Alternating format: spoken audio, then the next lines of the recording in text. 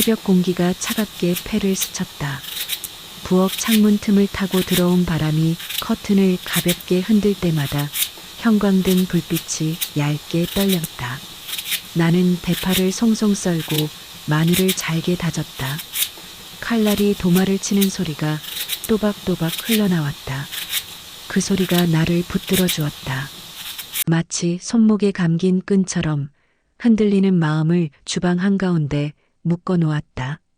냄비에서는 미역국이 조심스레 끓어오르고 전을 부칠 기름이 낮은 불 위에서 맑은 거울처럼 반짝였다. 숟가락을 들고 기름을 한번 저어보자 동그란 원이 퍼졌다가 이내 잦아들었다. 마음도 저렇게 잦아들면 좋으련만 오늘만큼은 쉽지 않았다. 명절 아침은 늘 손이 앞서고 마음이 뒤따랐다. 몸이 먼저 움직여버리면 마음은 늘 한 박자 늦게 따라온다. 늦게 온 마음은 조용했고 조용해서 더 서러웠다. 현관역 구석에는 오래전부터 놓여있던 낡은 여행 가방이 있다. 결혼 초에 한번 떠나자고 남편과 약속했을 때 산 가방이다. 약속은 아이가 태어나고 시댁에 일이 생기고 남편 회사에 큰 프로젝트가 생길 때마다 작은 메모지처럼 접히고 또 접혔다. 몇 해가 지나자 글씨는 안쪽으로 숨어버렸고 결국 누구도 읽을 수 없는 무늬가 되었다. 그때부터 가방은 그 자리에서 움직이지 않았다. 여름이면 먼지가 얇은 막을 만들고 겨울이면 금속 고리에 성에가 앉았다. 나는 가방을 스치듯 쳐다보곤 했다. 쳐다보는 시간은 짧았지만 마음에서는 한참을 바라보는 것 같았다. 만두소를 만들려고 큰 대야를 당겨왔다. 다진 고기와 두부, 숙주와 부추를 넣고 간장과 참기름을 떨어뜨렸다. 소금을 집어넣을 때 손끝으로 미묘한 감각을 가늠했다. 어느 만큼이 알맞은지 내 몸은 오래전부터 알고 있었다. 떠오르는 김이 내 얼굴에 닿자 눈가가 따뜻해졌다. 그 온기 때문에라도 이 부엌에서 버텨왔다고 오늘만큼은 그렇게 믿고 싶었다. 휴대전화가 싱크대 위에서 가볍게 떨렸다. 화면에는 짧은 메시지가 떠 있었다. 어머니 이번에도 해외 일정이 겹쳤어요. 다녀와서 인사드릴게요. 나는 천천히 숨을 내쉬었다. 말을 만들기 전에 먼저 올라오는 건 늘 한숨이었다. 한숨은 냄새가 없다.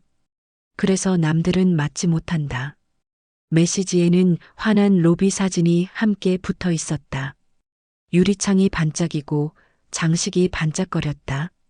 사진 속 며느리 혜진의 얼굴은 작게 웃고 있었다. 웃음은 가벼워 보였고 그 가벼움은 내 손목을 더 무겁게 만들었다. 아들이 부엌 문턱에 기댄 채 서 있었다. 엄마 혜진이가 이번에도 어렵대.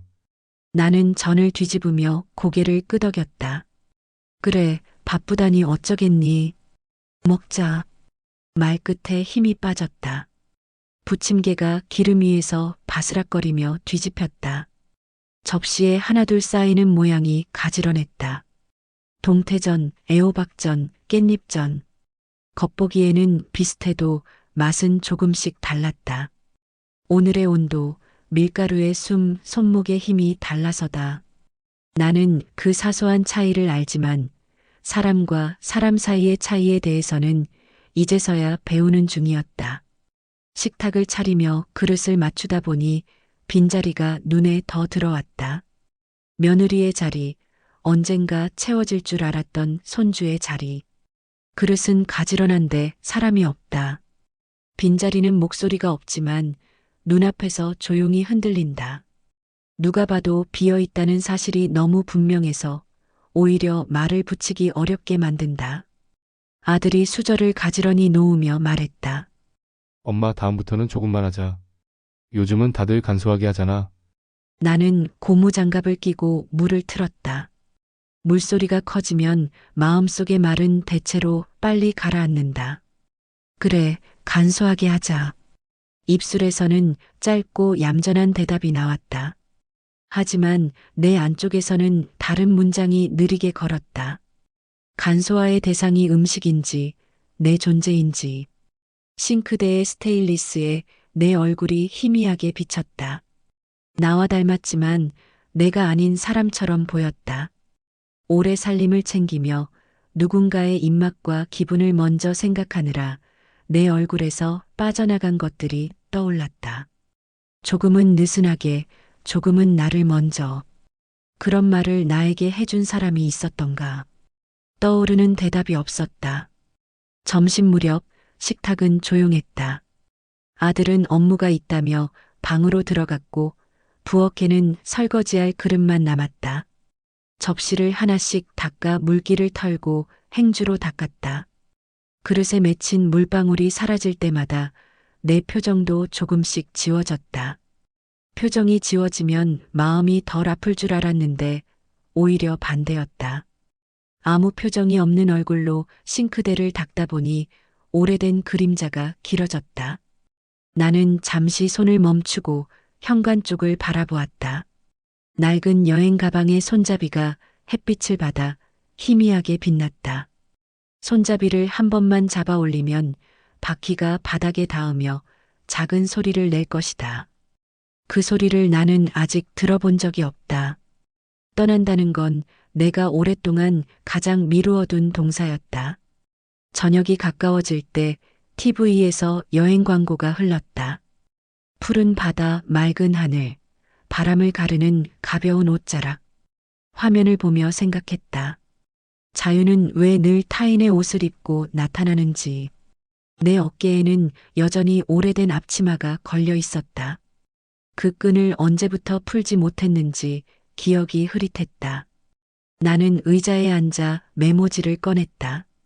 펜을 잡은 손이 약간 떨렸다. 다음 명절의 규칙. 첫 줄에 그렇게 적고 천천히 이었었다. 하나, 내가 할 수 있는 것만 한다. 둘, 도움을 요청한다. 셋, 못하는 건 못한다고 말한다. 문장을 쓰자 공기가 조금 달라졌다. 오래 닫혀있던 창문이 아주 조금 열린 것처럼 내 안쪽에도 미세한 바람이 들었다. 규칙은 누군가를 벌주기 위한 것도 나를 묶기 위한 것도 아니었다. 나를 지키기 위한 장치였다. 나를 지키는 일이 누군가를 공격하는 일은 아니라고 오늘만은 스스로에게 말해주고 싶었다. 그때 초인종이 울렸다. 문을 열자 친정 언니가 서 있었다. 손등에는 햇볕에 박힌 점들이 작은 별무리처럼 박혀 있었다. 그냥 내 얼굴이 보고 싶더라. 언니를 부엌으로 모셨다. 주전자를 올리고 찻잔을 꺼냈다. 증기가 올라와 허공에 투명한 깃털을 만들었다. 언니가 내 손에서 수세미를 조용히 빼앗았다. 내가 할게. 나는 고집을 부리지 않았다. 언니의 손놀림은 빠르지 않았고 그래서 단단했다. 씻긴 그릇들이 가지런히 쌓였다. 그 모습을 보며 오래전 어머니가 떠올랐다. 어머니 역시 이렇게 우리를 지켜주셨다. 어머니의 손은 늘 거칠었지만 그 거칠음 덕분에 우리는 부드럽게 살았다. 차를 잔에 따라내자 언니가 말했다. 나도 그랬어. 잘해도 부족하고 덜하면 서운하다는 말 들었지. 집안의 기대라는 건 말로 적어 놓지 않아도 늘 어딘가 붙어 있더라. 나는 수건을 접으며 대답했다. 나는 내 기대가 크지 않다고 생각했어. 그냥 다 같이 모여 앉아 웃는 게 전부였는데. 언니가 고개를 끄덕였다. 기대가 크고 작고의 문제는 아닐 거야. 방식의 문제지. 너는 조용히 오래 가는 쪽, 며느리는 분명하고 짧은 쪽. 서로의 방식을 몰랐던 거다. 그 말이 공기에 잔잔히 풀렸다. 조리대에 얼룩을 닦으며 그 말을 마음에 들여놓았다. 방식? 어떤 문은 힘으로 열리지 않는다. 방식이 맞아야 열린다.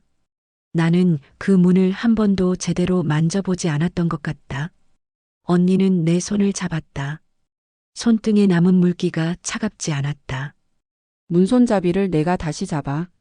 문은 늘 거기 있는데 내가 손을 놓고 있었던 거야. 나는 현관 옆에 낡은 여행 가방을 바라보았다. 언니의 말과 가방이 겹쳐졌다. 내가 놓고 있던 문손잡이는 어쩌면 저 가방 손잡이였을지 모른다. 조용히 고개를 끄덕였다. 오후가 기울 무렵 언니와 시장에 다녀왔다. 사람들의 목소리, 손에 닿는 채소의 촉감, 웃으며 흥정하는 소리. 살짝 과한 소란이 마음을 어루만졌다. 언니가 배추 한 포기를 들고 웃으며 말했다. 이 정도면 넉넉하겠지? 충분해. 나는 웃었다. 내 웃음이 오랜만에 내 얼굴에 잘 맞는 것 같았다.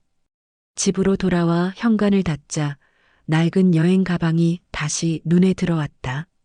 나는 손잡이를 살짝 잡아당겼다. 가방이 바닥을 긁으며 낮게 울었다. 낯설면서도 반가운 소리였다. 오늘은 여기까지. 떠나는 일도 마음의 근육이 필요하다. 나는 가장 가벼운 무게부터 들어 올려보기로 했다. 저녁이 내려앉았다. 아들은 방에서 일하는 소리를 내다가 이내 조용해졌다. 나는 부엌불을 끄고 거실만 희미하게 켰다. 소파에 앉아 눈을 감았다. 오늘의 장면들이 천천히 되감겼다. 하얀 김, 지글거리는 기름, 접힌 약속, 빈자리, 언니의 손, 그리고 규칙. 마지막으로 떠오른 건 낡은 여행 가방의 따뜻한 손잡이였다. 잠들기 전 휴대전화를 켰다. 며느리의 메시지 창은 조용했다. 나는 짧게 썼다. 그래, 다녀와. 점은 찍지 않았다. 점을 찍으면 너무 쉽게 끝날 것 같아서 대신 마음속에 작은 쉼표를 하나 그렸다. 쉼표는 멈춤이지만 끝이 아니니 다음 문장을 불러오는 신호니까. 불을 끄고 누웠다. 어둠이 방을 채웠다. 내가 숨 쉬는 소리가 더 잘 들렸다. 오늘은 내 숨이 짧지 않았다. 규칙을 적던 손의 떨림이 아직 손바닥 어딘가에 남아 있었지만 그 떨림은 겁이 아니라 시작의 증거처럼 느껴졌다. 시작은 언제나 작고 느리고 어색하다. 그러나 시작 말고는 다른 길이 없다. 나는 손을 배 위에 올리고 오래도록 들숨과 날숨을 셌다. 하나, 둘, 셋. 숫자를 셀수록 마음의 바닥이 조금씩 고르게 펴졌다. 내일 나는 같은 부엌에서 같은 냄비를 올릴 것이다. 다만 한 가지가 달라질 것이다. 내가 나에게 묻는 질문이 무엇을 더 해야 하지? 대신 무엇을 줄여야 덜 아플까? 누구를 위해서? 대신 나를 어디까지 지켜야 할까? 창밖에서 바람이 골목을 지나가는 소리가 났다. 바람은 아무것도 가져가지 않았고 대신 아주 약한 결심 하나를 내 머리맡에 놓고 갔다. 나는 그 결심을 조심스레 주워 가슴속에 넣었다. 흔들릴 때마다 손으로 만져볼 수 있도록. 그렇게 첫날이 지나갔다. 가방은 여전히 제자리에 있었고 나는 여전히 이 집의 주방에서 내일의 국물을 준비할 것이다. 그러나 언젠가, 아주 가까운 언젠가 그 가방의 바퀴가 바닥을 긁는 소리를 듣게 되리라. 그 소리는 복수의 나팔이 아니라 회복의 종소리일 것이다. 아침 햇살이 얇은 커튼을 적시며 거실 바닥을 길게 훑고 지나갔다. 커튼의 주름이 빛을 가르는 동안 식탁 위 전과 나물은 밤새 굳어 색을 조금 잃었다. 나는 국그릇을 들어 표면을 살폈다. 얇은 기름막이 매끈하게 떠 있었고 숟가락으로 살짝 저어보자 둥근 금이 났다가 이내 다시 붙었다. 사람 사이의 마음도 저런 모양이겠다 싶었다. 갈라지는 듯 보이더라도 방심하면 곧바로 다시 굳어버리고 굳은 것들은 한 번에 씻겨 내려가지 않는다. 그릇을 들어 싱크대에 얹는 순간 금속과 도자기가 맞부딪히는 소리가 좁은 부엌 안을 맑게 울렸다. 나는 고무장갑을 끼고 물을 틀었다. 차가운 물줄기가 스테인리스 벽을 두드리며 퍼졌다. 그 소리에 내 생각들도 한동안 제멋대로 흩어졌다가 가라앉았다. 밤새 골똘하던 문장들이 물거품처럼 희미해졌다. 그래도 하나만은 또렷했다. 빈자리의 무게. 며느리가 앉던 자리, 언젠가 손주가 앉을 줄만 알았던 자리, 그리고 그 사이에 작은 공백들. 공백은 말이 없는데도 존재감이 크다. 사람은 보이지 않지만 그 자리가 한동안 눈앞을 가린다. 아들이 문에 기대어 서 있었다. 어제보다 말수가 적어 보였고 손은 바지 주머니에서 나오지 않았다. 엄마, 다음 명절부터는 정말 조금만 하자. 요즘은 다들 간단하게 지내. 혜진이도 너무 부담스러워해. 나는 밥 대신 그릇을 더 세게 헹궜다.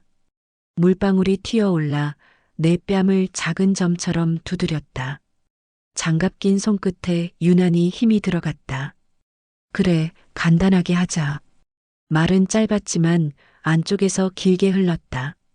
간단하다는 말이 결국 누구를 가볍게 만드는 건지, 내가 무겁게 만든 건 음식인지, 아니면 내가 만든 자리 자체였는지. 소리를 내지 않는 질문들은 주방 타일 사이의 줄눈처럼 촘촘히 박혀 떨어지지 않았다. 아들이 다가와 젖은 접시를 수건으로 닦으며 말했다. 엄마가 이렇게까지 할 필요는 없잖아. 오히려 다들 불편해질 때도 있어. 나는 그 말의 모서리에 살짝 베인 느낌을 받았다. 피는 보이지 않았지만 따끔거림이 금세 번졌다. 불편해진다는 말 속에는 내가 누군가의 마음을 헤아리지 못했다는 뜻이 섞여 있었다. 헤아린다고 믿었던 수십 번의 동작들이 한순간 어긋나 버리는 소리였다. 그래, 알았다. 내가 짧게 답하자 아들은 더 말하지 않았다. 수건을 걸어두고 방으로 들어갔다. 문이 닫히는 소리가 유난히 맑고도 단호하게 들렸다. 혼자 남은 부엌에서 나는 문을 잠그고 장갑을 벗었다. 손등에 자잘한 물방울들이 박혀 있었다. 행주로 톡톡 두드려 닦으며 문득 웃음이 나왔다. 한동안 잊고 지내던 멍한 웃음. 허공을 향해 한번 떠올랐다가 금방 사라졌다. 잠시 후 현관 센서가 반응했다. 우편물이 도착했나 싶어 나가보니 아무것도 없었다. 대신 시선은 자연스레 현관 옆 구석으로 가 닿았다. 낡은 여행 가방. 내 이름표도 없는 가방. 손잡이 가죽은 오래 만져진 듯 반들거렸고 바퀴에는 얇은 먼지띠가 둘러 있었다. 내가 언젠가 떠나겠다고 마음먹은 뒤로 단 한 번도 실제로는 움직이지 못한 물건. 가방을 바라보고 있으니 속이 잠깐 환해졌다가 다시 금세 어두워졌다. 떠날 수 있다는 가능성은 밝았지만 떠나지 못한 날들의 그림자는 늘 길었다.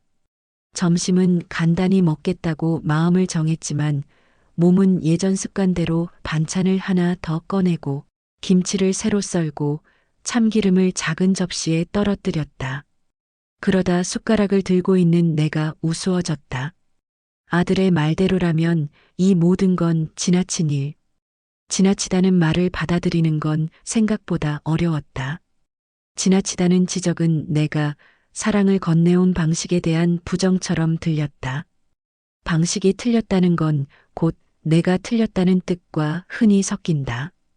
나는 숟가락을 내려놓고 의자 등받이에 등을 기대었다. 기댄 등 뒤로 나무결이 약간 거칠게 느껴졌다. 거칠음이 오히려 안심이 되었다.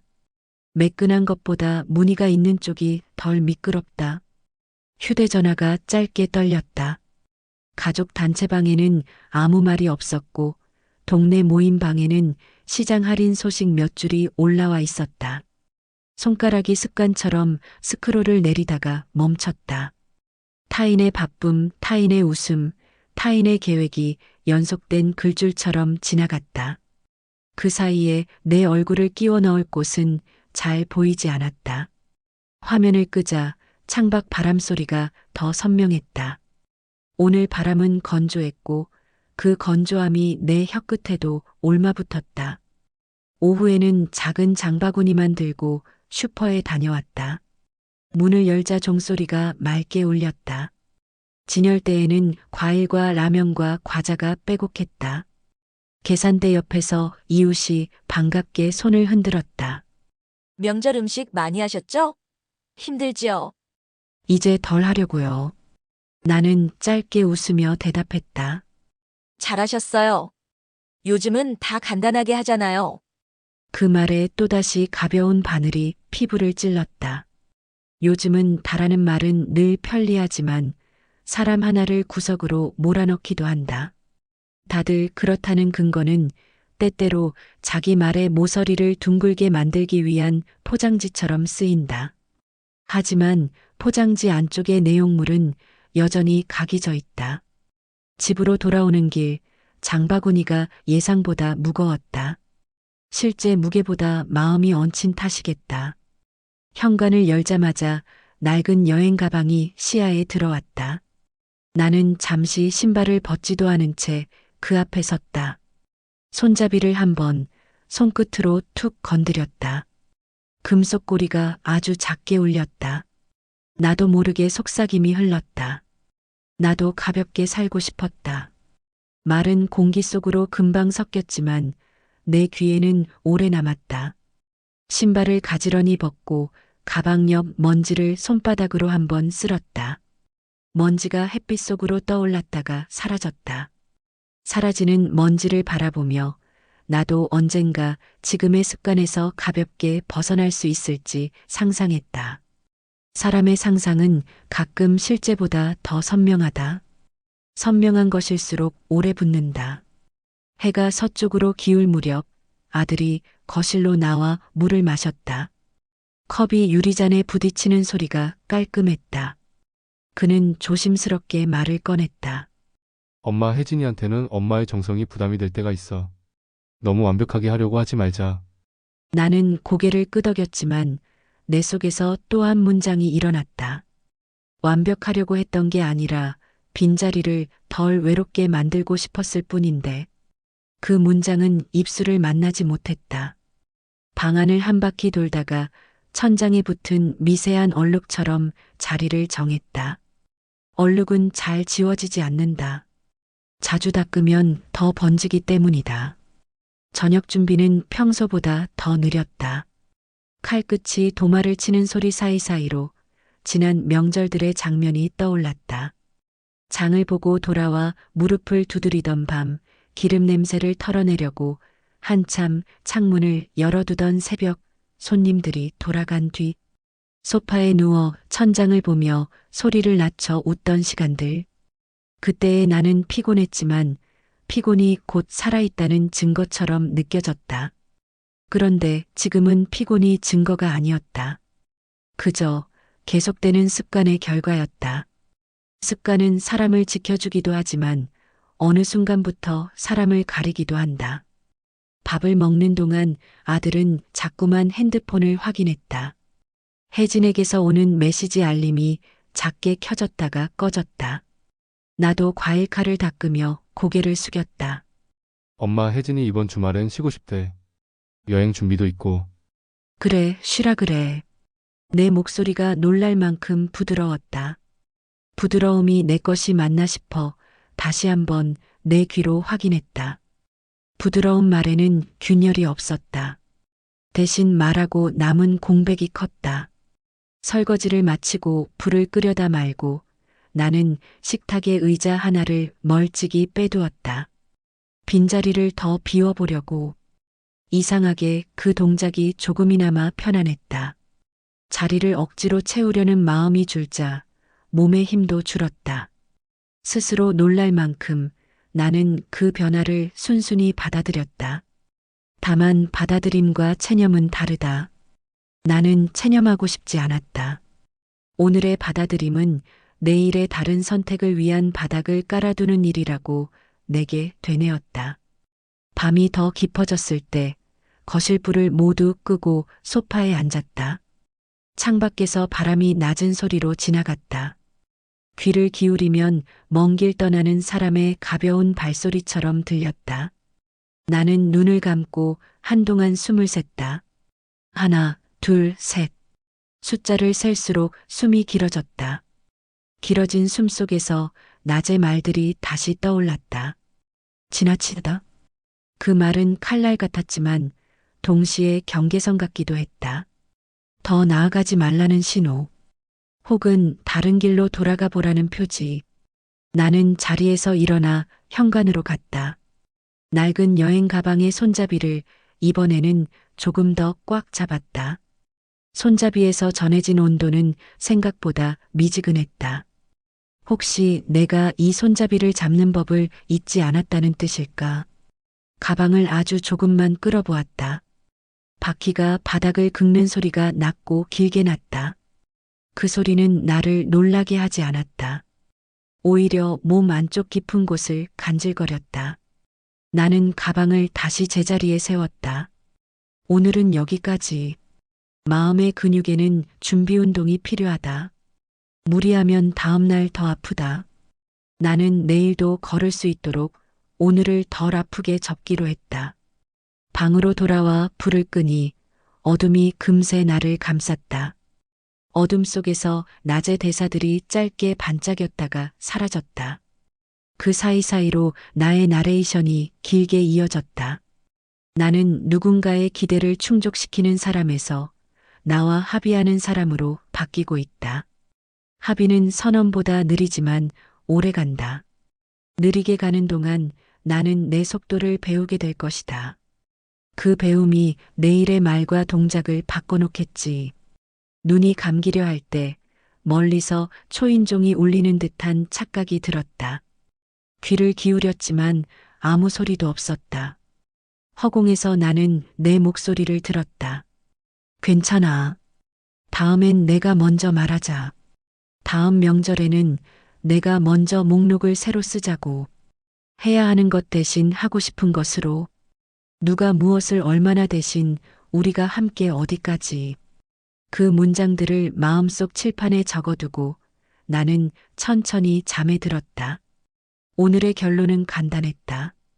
지나치다는 말의 모서리에 다치지 않으려면 나도 내 말의 모서리를 먼저 둥글게 다듬어야 한다는 것. 둥글게 다듬은 말로 내일의 나를 부르자. 그러면 빈자리의 냄새도 조금은 옅어질 것이다.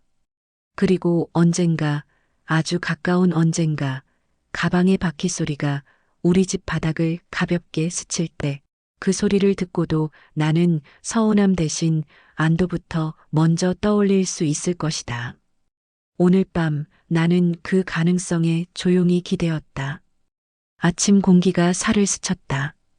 창문을 반쯤 열자 얇은 커튼이 바람을 품었다 놓으며 가만가만 떨렸다. 나는 물을 데우고 쌀을 씻었다. 손안에서 또르르 굴러다니는 쌀알들이 그릇의 옆구리를 두드릴 때마다 짤막한 소리가 났다. 그 소리에 맞춰 마음속 문장도 조금씩 정리되는 듯 했지만 정리는 끝까지 닿지 못했다. 어젯밤 아들이 내게 남긴 말이 여전히 가시처럼 남아있었기 때문이다. 지나치다 라는 말. 그 말의 모서리는 밤새 내 생각을 긁어놓고 아침까지도 얌전히 수그러들지 않았다. 밥솥을 눌러두고 부엌 창턱에 팔꿈치를 얹었다. 골목 위로 햇빛이 얇게 쏟아지고 지나가던 사람은 목도리를 턱 끝까지 올리고 종종 걸음으로 사라졌다. 나는 주전자 끓는 소리를 들으며 한숨을 길게 내쉬었다. 집안 공기는 조금도 움직이지 않는 듯했고 그 정적 속에서 혼자라는 감각만 자꾸 두드러졌다. 혼자는 낯선 일이 아니었는데도 오늘은 유난히 크게 느껴졌다. 마음이 넓은 방 한가운데 놓인 빈 의자처럼 덩그러니 남았다.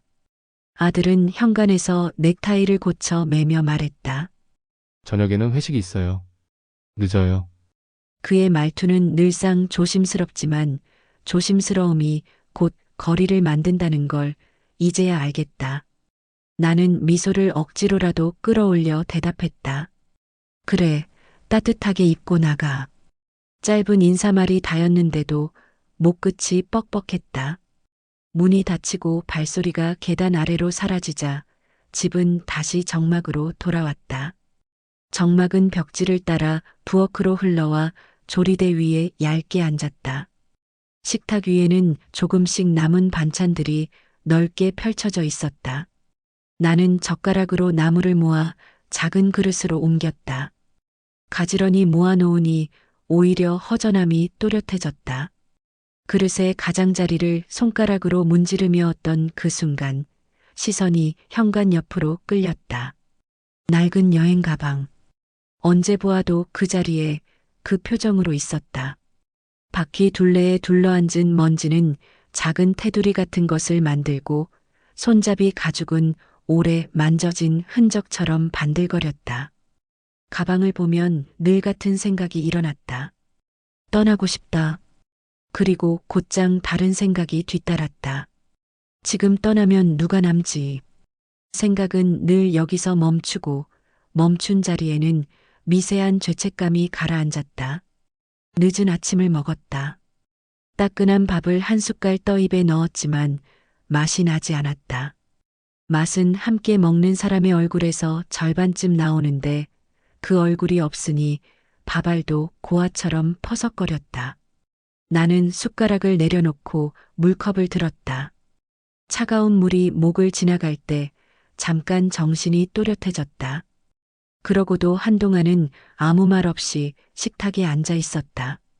의자 다리 아래로 시선이 떨어지고 나무 바닥의 옹이가 이상하게도 눈처럼 보였다. 그 눈이 나를 오래 바라보는 느낌이 들어 자리에서 벌떡 일어났다. 창문을 활짝 열었더니 골목의 냄새가 들어왔다. 비누 냄새와 김치 냄새, 먼 데서 끓이는 국물 냄새와 젖은 먼지 냄새가 뒤섞였다. 냄새는 누군가의 일상을 설명하지 않아도 알아듣게 했다. 나는 부엌 걸레를 헹구어 베란다 바닥을 밀었다. 물자국이 길게 이어지고 닦고 나면 또 금세 먼지가 내려앉았다. 정리라는 건 끝이 없다는 생각이 들었다. 끝이 없는 일에 마음을 다 쓰는 건 어쩌면 너무 알뜰한 삶일지도 모른다. 그런데 나는 늘 그렇게 살아왔다. 다 쓰고 다 모으고 다 감추면서 정오 가까운 시각에 친정 언니에게서 전화가 왔다. 목소리 괜찮니? 언니는 거의 늘 그 한마디로 안부를 물었다. 괜찮아. 그냥 좀 바빠. 나는 대답했지만 바쁨은 사실 마음의 변명일 때가 더 많았다. 아무것도 하지 않더라도 마음은 바쁠 수 있다. 언니는 오래 묻지 않았다. 춥다. 따뜻하게 입고. 오늘은 걸음 좀 줄이고. 짧은 통화가 끝나자 조용한 위로가 남았다.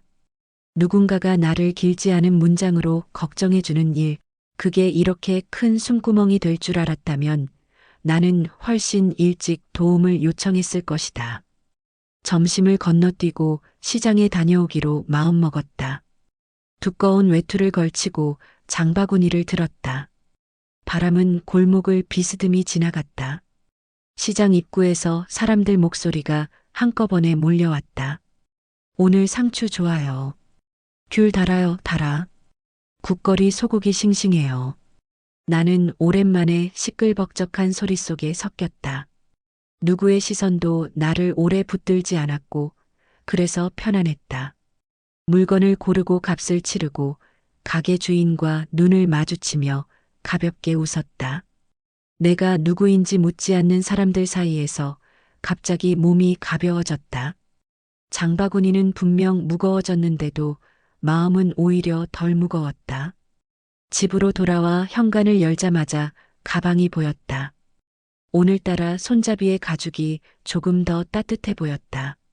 나는 신발을 벗기도 전에 그 앞에 한 발 멈춰섰다. 손바닥으로 손잡이를 잠깐 눌렀다가 놓았다. 아주 미세한 눌림의 감각이 송금 사이로 스며들었다. 떠나고 싶은 마음은 구름처럼 커졌다 줄었다 했지만 오늘의 구름은 손을 내밀면 잡힐 듯 낮게 내려와 있었다. 나는 그 구름을 그냥 흘려보내지 않기로 했다. 부엌으로 들어와 장바구니를 비웠다. 파와 두부, 두툼한 무 하나, 감귤 몇 알. 칼끝으로 무의 껍질을 길게 벗겨내자 하얀 표면이 드러났다. 새하얀 속살을 보니 괜히 마음이 정갈해졌다. 국을 끓일 생각을 접고 물을 넉넉히 썰어 장아찌를 담그기로 했다. 설탕과 식초, 간장을 섞고 마늘을 얇게 저며 함께 담갔다. 병을 닫는 순간 알 수 없는 든든함이 밀려왔다. 내일의 나에게 건네는 작은 선물 같은 느낌. 누군가를 위해 차리던 손이 오늘만큼은 내일의 나를 위해 움직였다는 사실이 이상하게 뿌듯했다. 한숨 돌리고 소파에 앉아 작은 공책을 펼쳤다. 첫 장에는 어젯밤 적어둔 문장이 그대로 있었다. 내가 할 수 있는 것만 한다. 도움을 요청한다. 못하는 건 못한다고 말한다. 나는 그 아래에 줄을 하나 더 그었다. 그리고 새로운 문장을 덧붙였다. 누구의 기대도 아닌 나와의 합의로 산다. 합의라는 말이 마음에 닿자 어깨가 조금 내려갔다. 선언은 크고 빠르지만 오래가기 어렵다. 합의는 느리고 조용하지만 오래간다. 나는 이제 선언보다 합의를 배우기로 했다. 해가 기울 무렵 아들에게서 메시지가 왔다. 오늘 늦어요. 먼저 주무세요. 예전 같았으면 잠들기 전까지 불을 꺼놓지 않고 기다렸을 것이다. 오늘은 짧게 답장을 보냈다. 그래, 알았다. 몸 조심해. 그리고 핸드폰을 뒤집어 두었다. 기다림을 줄이는 일이 사랑을 줄이는 일은 아니라는 걸 어쩌면 이제야 알겠다. 기다림이 너무 길면 사랑은 스스로 무게를 늘려 결국 등을 휘게 하니까. 저녁을 간단히 먹었다. 무장아찌를 한 젓가락 집어 밥 위에 올리고 김을 잘라 곁들였다. 놀랍게도 그게 충분했다. 충분하다는 감각이 오랜만이었다.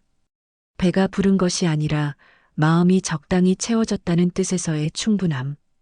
그 충분함이 그릇을 비우자마자 방 안에 고요하게 남았다. 나는 그 고요가 마음에 들어 불을 낮췄다. 고요는 오늘따라 나를 꾸짖지 않았다. 그냥 내 곁에 앉아 있었다. 현관으로 가서 가방 앞에 다시 섰다. 이번에는 손잡이를 쥔 채 살짝 들어 올렸다. 바퀴가 바닥을 긁는 소리가 났다. 아주 짧고 낮은 소리. 아무도 듣지 못할 정도로 미세했지만 내 귓속에서는 크게 울렸다. 그 소리를 듣자 갑자기 웃음이 났다. 이유를 묻지 않아도 되는 웃음이었다. 나는 가방을 다시 세워두고 한 발 물러나 그 모양을 오래 바라보았다. 언젠가 이 손잡이를 확실히 들어 올릴 날이 오리라는 예감이 들었다. 그때의 나는 서운함으로 가방을 끄는 사람이 아니라 회복으로 가방을 끄는 사람일 것이다. 밤이 깊어졌다. 방 안불을 끄고 누워 천장을 바라보았다. 어둠이 천천히 내려앉았다. 눈을 감으니 낮의 장면들이 물 위 기름막처럼 떠올랐다 흩어졌다. 그 장면들 사이로 조용한 문장이 하나 지나갔다. 나는 참는 사람에서 멈추는 사람으로 옮겨가고 있다. 멈춘다는 건 포기와 다르다. 포기는 등을 돌리는 것이고 멈춤은 자리를 고쳐 앉는 일이다. 나는 자리를 고쳐 앉아 내 쪽으로 조금 더 가까이 앉기로 했다.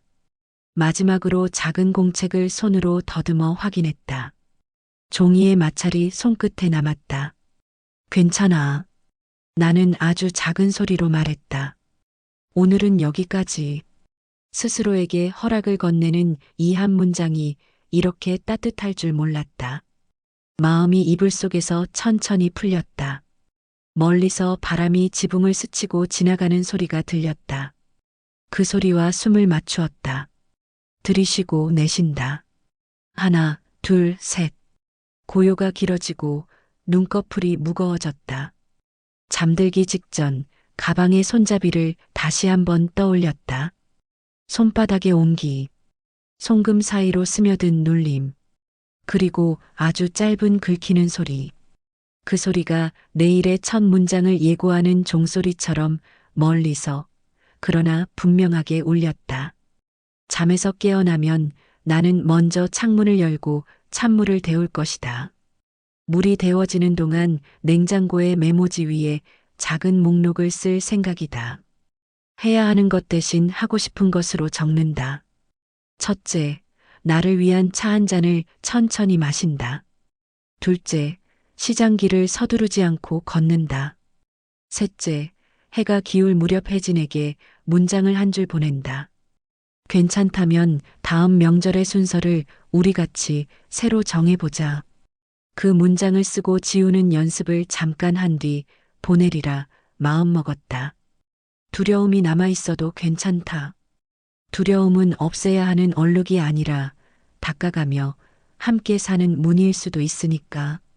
나는 오늘 처음으로 그렇게 믿기로 했다. 믿음은 커다란 약속보다 작은 반복에서 자란다. 내일도 오늘처럼 작은 반복을 쌓아보자고 잠든 마음의 어깨를 다독였다. 불을 끄고 나서도 한동안 눈이 밝았다. 어둠 속에서 나는 오래 묵은 서운함의 얼굴을 천천히 떠올려 보았다. 그것은 생각보다 작았고 생각보다 내 쪽을 보지 않았다.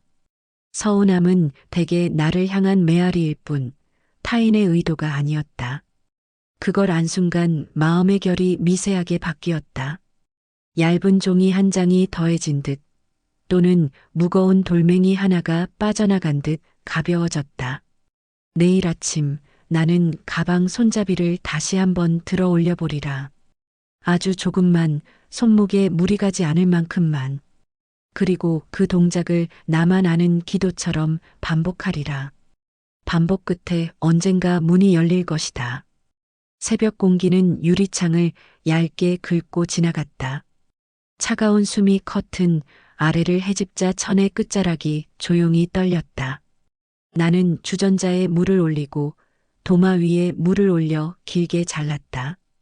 칼끝이 나무결을 스칠 때마다 마음속 오래된 주름이 한 줄씩 드러났다. 손목이 익숙한 리듬을 찾자 부엌은 금세 아침의 소리로 가득 찼다. 바닥 타일을 타고 퍼지는 물기, 냄비 뚜껑이 내는 얕은 떨림, 창 너머 골목에서 들려오는 차바퀴 소리. 오늘도 나는 이 집의 촛불을 켠 사람이고 그래서 제일 먼저 자그마한 외로움과 마주하는 사람이었다.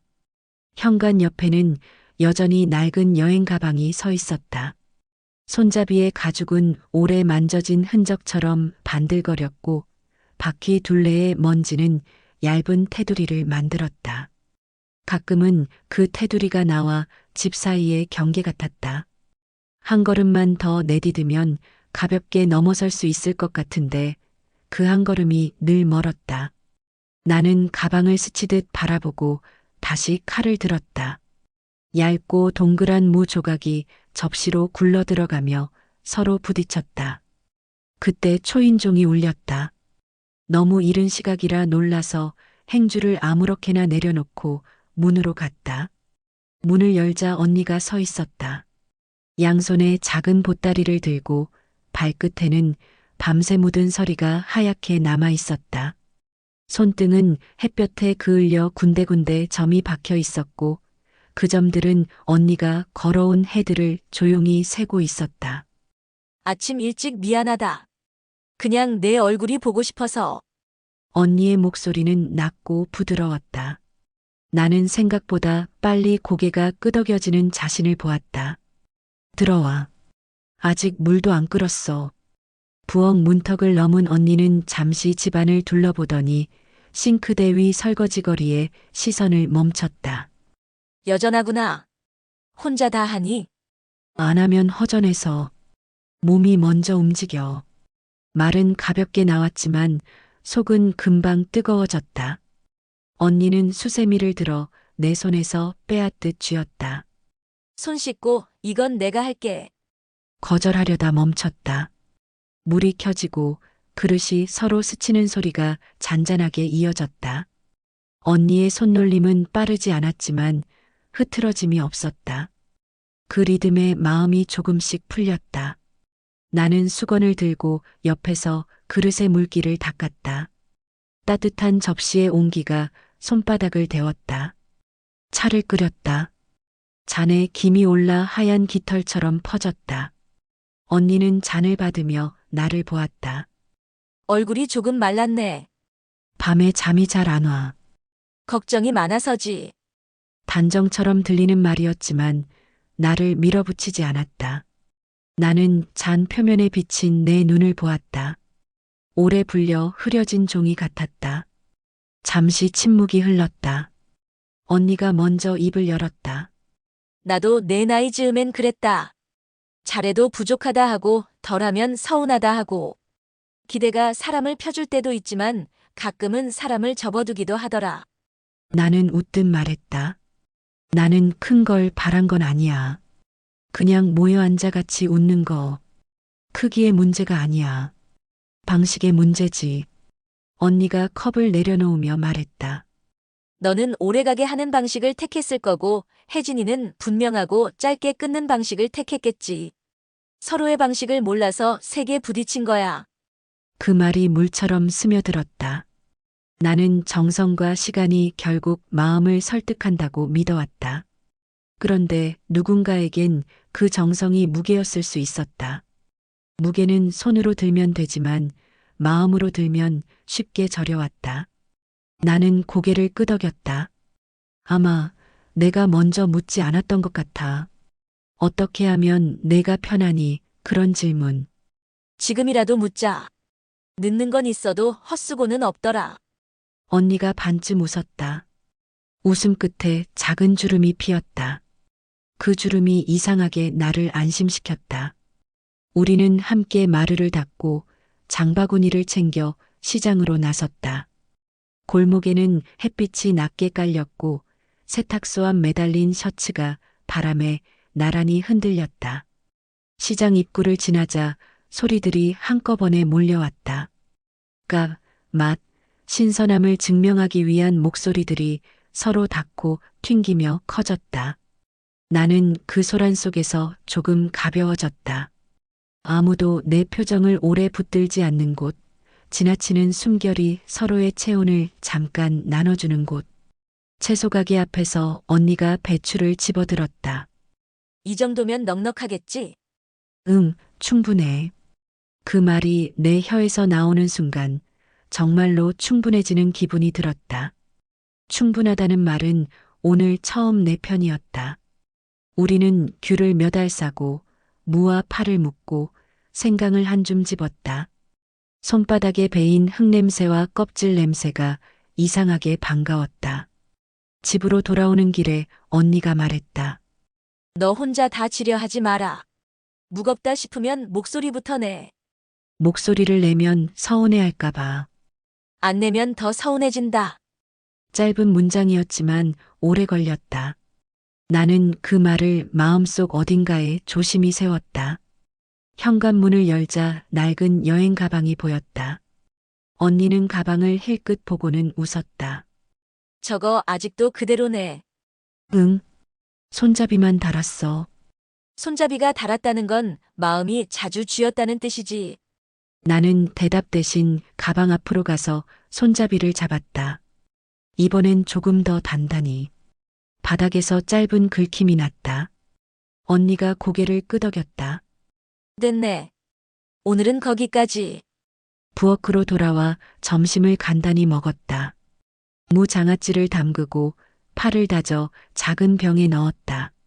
내일의 나에게 줄 작은 선물이라 생각하니 손이 한결 가벼웠다. 언니는 수납장 손잡이를 조용히 닦았다. 반짝이는 금속 표면에 우리의 이마가 삐뚤게 비쳤다. 해가 기울 무렵 언니는 집으로 돌아갈 채비를 했다.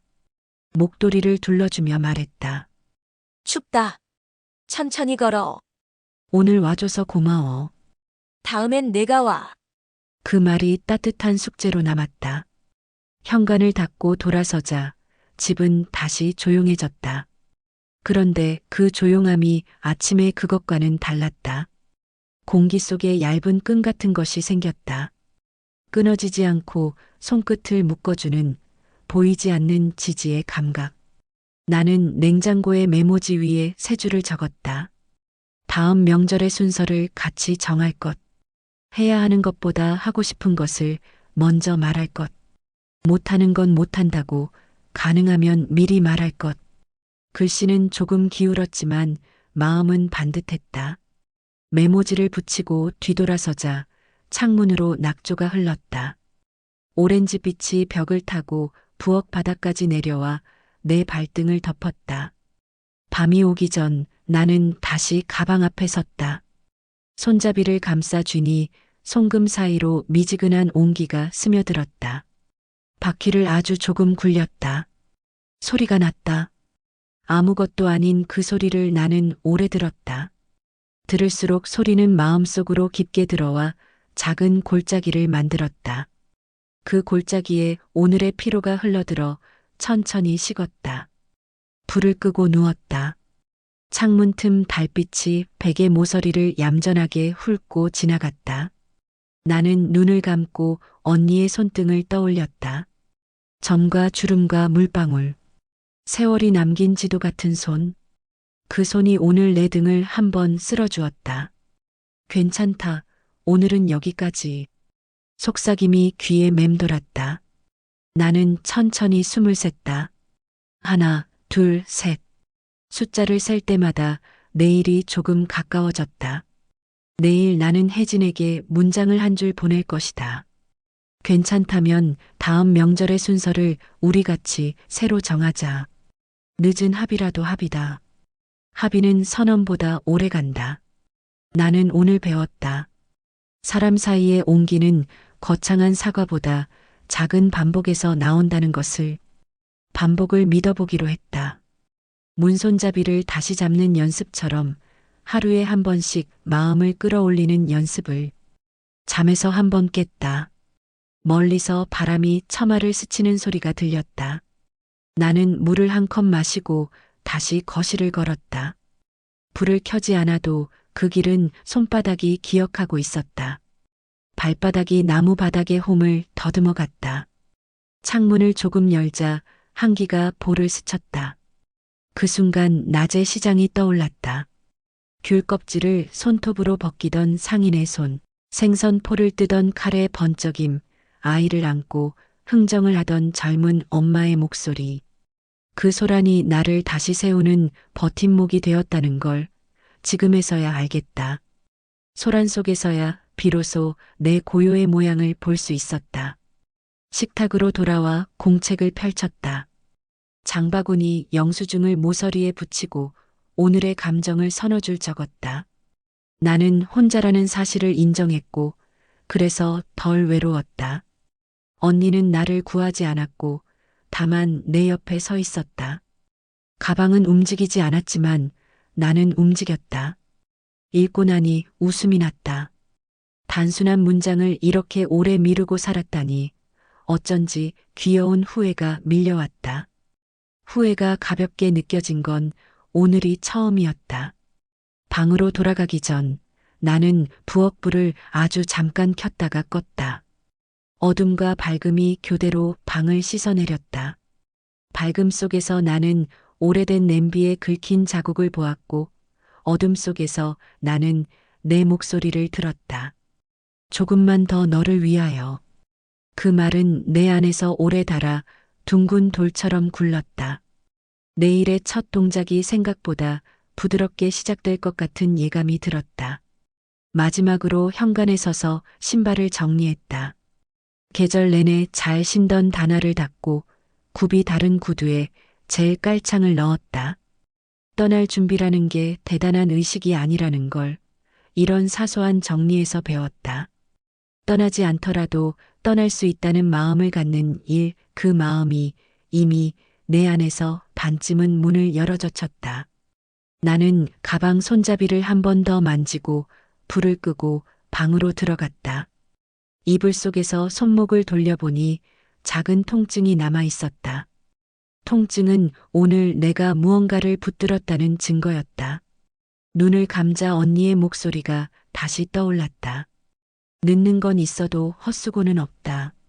그 말이 파도처럼 멀어졌다가 다시 다가왔다. 나는 그 파도에 맞춰 숨을 쉬었다. 길지도 짧지도 않게 꾸준하게. 그러다 문득 며느리의 얼굴이 떠올랐다. 화면 속 웃음 말고 내가 아직 모르는 얼굴. 그 얼굴을 향해 조심스레 말을 빚었다. 혜진아, 우리가 다음에는 서로의 방식을 같이 고르자. 말이 문턱을 넘어가지는 않았지만 내 귀에는 분명히 들렸다. 믿자. 아침에 눈을 떴을 때 창밖은 흰 안개가 낮게 드리워져 있었다. 빛이 있는 듯 없는 듯 방을 스치고 이불을 개어 올린 내 손끝이 새벽의 냉기에 잠깐 굳었다. 오늘은 무언가가 드러날 것만 같은 기운이 있었다. 부엌에 들어서니 싱크대 위에는 어젯밤 다듬어둔 채소와 반쯤 마른 행주, 물방울이 아직 남은 도마가 있었다. 모든 것이 멈춘 듯 고요했고 그 고요 위로 국물이 끓는 소리만 가늘게 겹쳤다. 나는 김치국을 천천히 끓였다. 김이 피어올라 유리창을 흐리게 만들 때마다 마음속 오래 눌러둔 생각들이 김처럼 모였다 흩어졌다. 덮어둔다고 사라지는 건 아니었다. 집안의 말들은 늘 그랬다. 뚜껑을 닫으면 잠시 조용해질 뿐 불을 끄지 않는 한 안에서 계속 끓었다. 점심 무렵 전화가 울렸다. 아들의 목소리는 낮았고 어디엔가 닿지 못한 숨이 묻어 있었다. 엄마 오늘 저녁에 집에 와줄래요? 우리 얘기 좀 해요. 나는 잠시 손을 멈추었다가 그래, 알았다라고 답했다. 전화를 내려놓고 현관 옆에 낡은 여행 가방을 바라보았다. 손잡이는 오늘도 묵묵했다. 떠나는 일은 아니겠지만 대신 어떤 문이 열릴 것만 같았다. 해가 기울 무렵 아들의 집에 도착했다. 새 가구의 나무 냄새와 세제향, 향초의 잡내가 섞인 낯선 공기가 폐 속으로 들어왔다. 거실에는 아들이 서 있었고 혜진은 소파에 앉아 두 손을 맞잡고 있었다. 나는 그 사이에 조심스레 앉았다. 말들은 모두 문턱에서 머뭇거리고 기척만 방안을 가로질렀다. 아들이 먼저 숨을 고르고 말을 시작했다. 엄마 사실 그동안 말 못한 게 있어요. 혜진의 시선이 바닥으로 내려갔다. 그의 어깨가 아주 조금 떨리는 것을 보았다. 아들은 한 번 더 숨을 고르고 말을 이었다. 명절마다 싸웠어요. 혜진이는 자기 집에도 가야 하고 쉬고 싶기도 한데 엄마가 너무 많이 준비하시니까 겁이 났대요. 그래서 여행을 핑계 삼아 피했던 거래요. 나는 눈을 감았다 뜨며 조용히 물었다. 그랬구나. 입술에서 나온 말은 짧았지만 가슴 안에서는 길고 무거웠다. 혜진이 마침내 고개를 들었다. 어머니 미안해요. 저는 잘하고 싶었는데 자꾸 작아지는 기분이었어요. 어머니의 정성이 클수록 제 빈자리가 더 도드라져서 어떻게 들어가야 할지 모르겠었어요. 그래서 도망쳤어요. 그 말은 가늘지만 깊은 바늘처럼 심장을 찔렀다. 나는 내 손을 가만히 포겠다. 그 손으로 전을 부치고 국을 끓이고 밤을 새웠다. 내 마음의 지도는 부엌을 중심으로 그려졌고 그 지도의 바깥에는 늘 누군가의 시간이 있었다. 나는 누군가의 시간을 끌어오고 있다고 믿었지만 어쩌면 내 방식으로만 길을 냈는지도 몰랐다. 아들의 목소리가 떨렸다. 엄마 내가 더 잘했어야 했는데 중간에서 말도 제대로 못하고 그냥 넘어가면 괜찮아질 거라고만 생각했어요. 나는 아들의 손등을 바라보았다. 굳은 살이 옅게 잡힌 손. 아이의 손은 사라지고 어른의 손만 남아 있었다. 그 손을 보니 내가 무심코 지나친 계절들이 한꺼번에 몰려왔다. 나는 오래 숨을 들이마셨다. 말들이 가슴에서 둥글게 구르다 하나씩 모양을 갖췄다. 혜진아, 나도 무서웠다. 빈자리를 보면 더 크게 준비하게 되고 크게 준비할수록 내가 멀어진다는 걸 알면서도 그만둘 말을 찾지 못했다. 말이 끝나자 방 안의 공기가 아주 조금 움직였다. 혜진이 흐느끼듯 웃었다. 저도요. 잘하고 싶다는 말 뒤에 숨었어요. 한동안 아무도 말하지 않았다. 우리는 각자의 침묵을 껴안은 채 같은 소파에 앉아 있었다. 침묵의 무게가 다를 뿐 앉아 있는 방식은 닮아 있었다. 나는 그 침묵을 깨지 않고 살짝 고개를 끄덕였다. 내 안쪽에서 언니의 목소리가 조용히 떠올랐다. 기대의 크기가 아니라 방식의 문제. 그 말을 조심스레 꺼내 상 앞에 올려놓는 기분으로 입을 열었다. 그래, 우리의 방식이 달랐구나. 그 다름을 미리 이야기했어야 했는데. 아들이 고개를 끄덕였다. 이번 명절은 순서를 다시 정하면 어때요? 해야 하는 것보다 하고 싶은 것부터 적어보는 거예요. 엄마가 혼자 다 하지 않게. 혜진도 조심스럽게 말을 보탰다. 저는 줄이고 국은 하나로 하고 차례상도 간소화했으면 해요. 전날 저녁에 와서 제가 할 수 있는 만큼 돕고 싶어요. 나는 그 제안을 들으며 내 안쪽에 비좁은 방문이 열리는 소리를 들었다. 오래 걸어 잠근 말이 하나 있었다. 나는 그 문을 열고 그 말을 꺼냈다.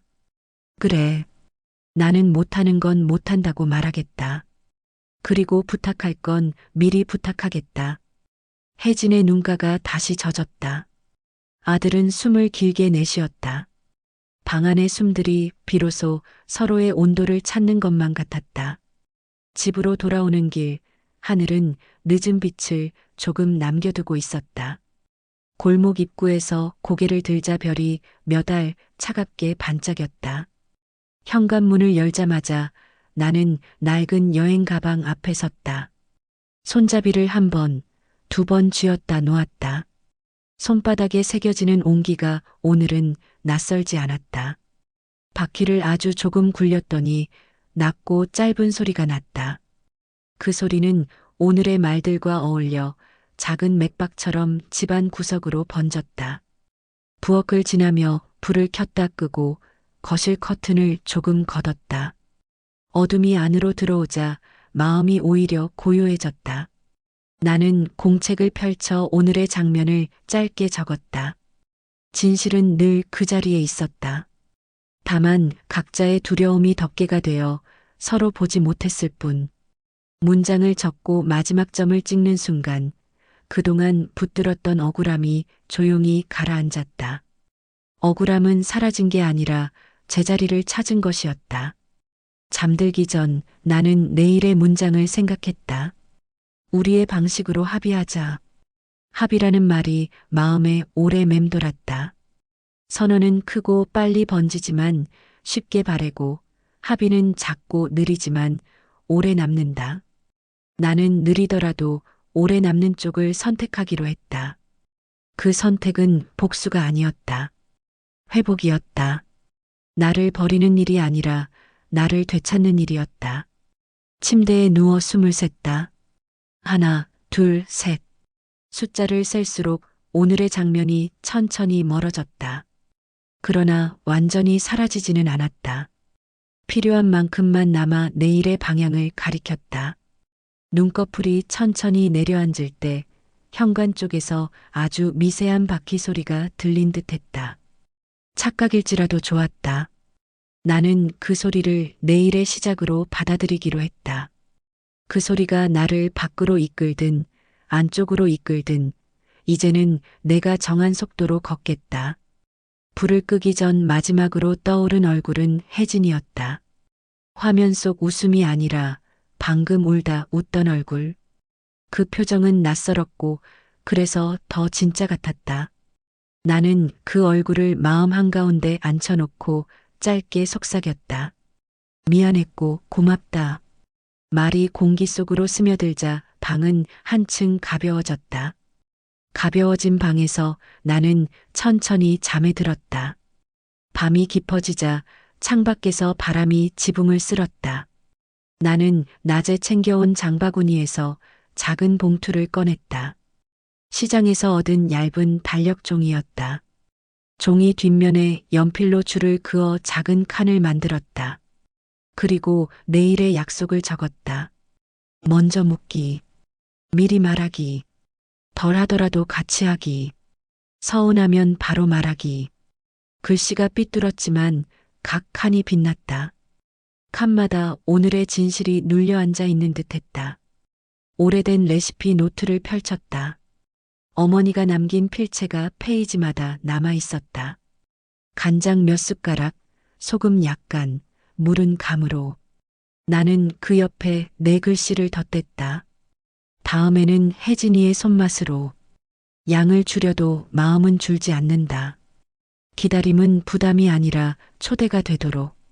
노트의 종이가 물을 먹은 듯 묵직해졌다. 묵직함이 나를 바닥으로 가라앉혔다. 바닥에 닿자 마음이 고르게 펴졌다. 서랍에서 봉투 하나를 꺼내 편지를 썼다. 전화로 충분할 수도 있겠지만 오늘만은 종이에 남기고 싶었다. 혜진아, 내가 무서웠다는 고백을 듣고 나서야 내가 그동안 얼마나 큰 그림자였는지 알았다. 나는 내가 내 식탁으로 들어오는 길을 넓히고 싶었다. 넓힌다고 믿었는데 어쩌면 내 발자국만 진하게 찍고 있었을지 모른다. 다음 명절에는 너의 발자국을 먼저 듣겠다. 그리고 내 발자국도 숨기지 않겠다. 편지를 접어 봉투에 넣고 부엌 시계 옆에 세워두었다. 내일 아침 햇빛이 들면 더 따뜻하게 읽히길 바랐다. 현관옆 낡은 여행 가방의 지퍼를 아주 조금 열었다. 공기 중에 오래된 첫 냄새가 스며 나왔다. 그 냄새는 내 젊은 날의 미완과 닮아 있었다. 나는 그 냄새를 한번 들이마시고 지퍼를 다시 닫았다. 떠나지 않아도 됐다. 오늘은 떠날 수 있다는 가능성만으로도 충분했다. 가능성은 새로운 살림 같아서 내 마음의 서랍을 하나 더 만들었다. 침대 머리맡에서 휴대전화를 집어들었다가 다시 내려놓았다. 확인하지 않아도 될 소식들이 많다는 걸 오늘 알았다. 확인하는 대신 숨을 샜다. 하나, 둘, 셋, 넷. 숫자가 길어질수록 심장이 잔잔해졌다. 심장이 잔잔해지자 낮의 말들이 선명하게 떠올랐다. 방식이 달랐다. 그 말이 오늘의 결론이었다. 결론은 날카롭지 않았다. 매듭처럼 단단했다. 눈을 감기 직전 남편의 낡은 셔츠가 생각났다. 오래전에 다리미로 눌러둔 주름과 세탁으로도 지워지지 않던 작은 얼룩. 나는 그 셔츠를 다림질하며 어쩌면 내 삶을 펴고 있었다. 펴지지 않는 구석은 늘 남았고 그 남은 구석을 감추려 더 세게 눌렀다. 오늘은 그 구석을 덮지 않기로 했다. 남아있는 구석이 우리인 채로 서로의 옷깃을 다독이는 길을 찾아보기로 했다. 내일 아침 나는 창문을 열고 공기를 먼저 맞을 것이다. 커피를 내리며 작은 잔을 하나 더 꺼내 탁자 위에 놓아둘 생각이다. 비어있는 잔이 초대가 되기를, 빈자리의 냄새가 더 이상 상처가 아니라 약속이 되기를 바랐다. 나는 천천히 몸을 옆으로 말아 이불을 끌어당겼다. 이불의 섬유가 손끝을 스치고 그 감촉이 오늘의 마지막 위로가 되었다. 잠이 막 들려는 순간 방문 너머에서 아주 작은 기척이 들리는 듯했다. 아무도 없는데도 누군가가 조용히 지나가는 것 같은 기척. 아마 나일 것이다. 오늘의 나가 내일의 나에게로 건너가는 소리. 그 소리를 들으며 나는 웃었다. 웃음은 소리보다 마음을 움직였다. 움직인 마음이 베개 속으로 파고들었다. 새벽 공기는 얇은 얼음장처럼 유리창을 타고 흘러내렸다. 창문을 조금 열어 두자 보이지 않는 칼끝 같은 공기가 부엌으로 스며들었다. 불은 분명히 켜져 있었는데 마음은 어둠에 덮인 집처럼 싸늘했다. 어젯밤 공책에 적어둔 문장 못하는 건 못한다고 말한다가 자꾸 떠올랐다. 그 문장이 오늘은 방패 같은지 혹은 벽 같은지 가늠하지 못한 채 나는 그릇을 하나씩 꺼내 놓았다. 아들은 일찍 나갔다. 현관문이 닫히는 소리가 생각보다 단단해서 잠깐 심장이 덜컥했다. 그가 남긴 말은 짧았다. 엄마 저녁쯤 연락할게요. 나는 맞장구를 치지 못하고 고개만 끄덕였다. 고개가 너무 쉽게 끄덕여지는 내 모습을 보며 내 편을 드는 일과 순순히 수긍하는 일을 아직 분리하지 못했구나 싶었다. 집이 조용해지자 오래된 불안이 소파 및 먼지처럼 고개를 들었다. 나는 빗자루를 들어 구석을 쓸었다. 사소한 동작이라도 몸을 움직이면 마음의 소음이 잠깐 잦아들었다. 그러나 잠잠해진 틈새로 더 깊은 소리가 기어나왔다. 혹시 모든 게 다시 무너지지는 않을까? 그 생각이 부엌 타일의 사각 모서리처럼 발바닥을 찔렀다. 점심 무렵 전화가 울렸다. 낯선 번호였지만 벨소리의 길이가 혜진을 닮아 있었다. 어머니 오늘 저녁에 뵐 수 있을까요? 말씀드릴 게 있어요. 문장 끝에 떨림이 내 귓속을 긁었다. 그래, 오너라. 말을 내보내는데 시간이 조금 걸렸다. 수화기를 내려놓고 현관 옆 낡은 여행 가방을 보았다. 손잡이의 가죽은 반질했고 바퀴의 먼지는 얇은 고리를 이루고 있었다. 마음 한가운데가 그 고리처럼 조여왔다. 저녁을 기다리는 하루는 길었다. 나는 식탁볼을 갈아 씌우고 창틀에 먼지를 닦고 냄비 뚜껑을 다시 씻어 말렸다. 움직임으로 시간을 갉아먹는 동안에도 불길한 상상이 문득문득 솟았다. 혹시 아이가 생겼는지, 혹시 둘의 마음이 이미 멀어진 건지, 혹시 내가 모르는 사이 말이 돌았는지. 상상은 모두 질문의 형태로 나타나 대답할 수 없는 문장을 집 안 구석구석에 붙였다. 문이 열리는 소리가 났다. 혜진의 발소리는 오늘따라 가벼웠고 그 가벼움이 오히려 불안했다. 그녀는 얇은 코트를 벗으며 작은 봉투를 내밀었는데 봉투 모서리가 내 손등을 스쳤다. 어머니 이것 좀 봐주세요. 나는 봉투를 받았다. 차분히 펼치려 했지만 손끝이 자꾸 미끄러졌다. 무슨 서류니? 나도 모르게 목소리가 낮아졌다. 상담 기록이에요. 혜진이 숨을 고르고 말을 이었다. 저 이혼을 고민하고 있어요. 단어들이 내 이마 사이로 박혀 들어왔다. 방의 질감이 바뀌었다.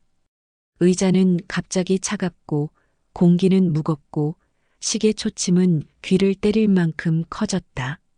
나는 잔을 쥐고 있던 손을 겨우 내려놓았다. 물이 잔 표면에서 흔들렸다.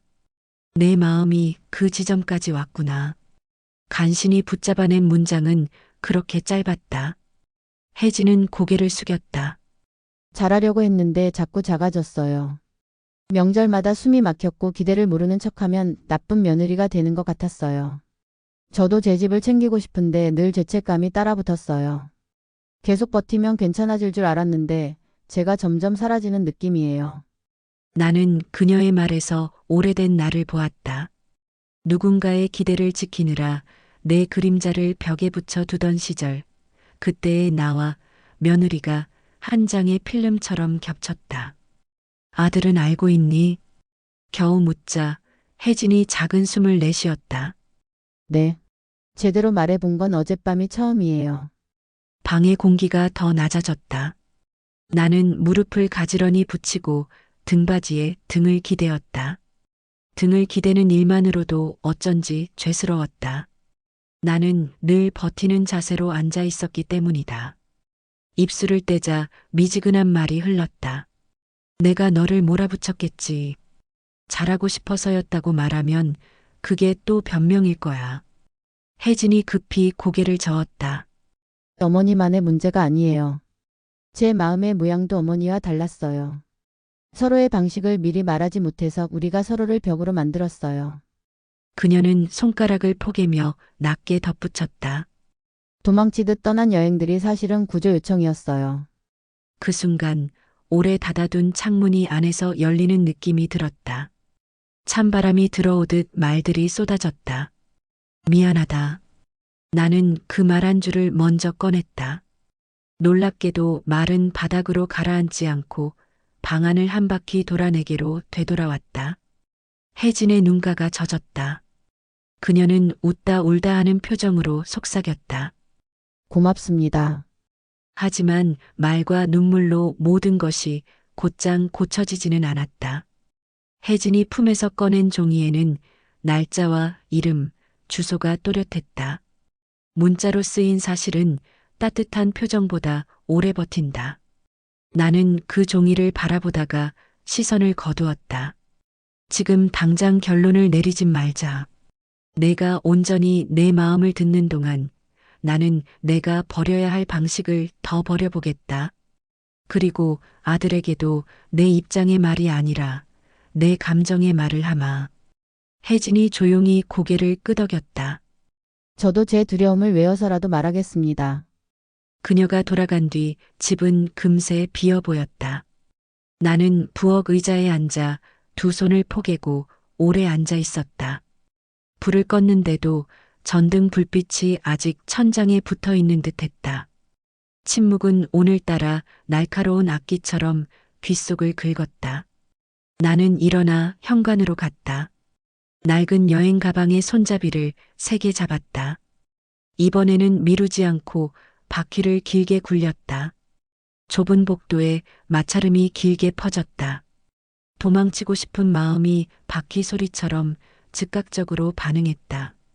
그러나 복도 끝에서 나는 가방을 다시 세워두었다.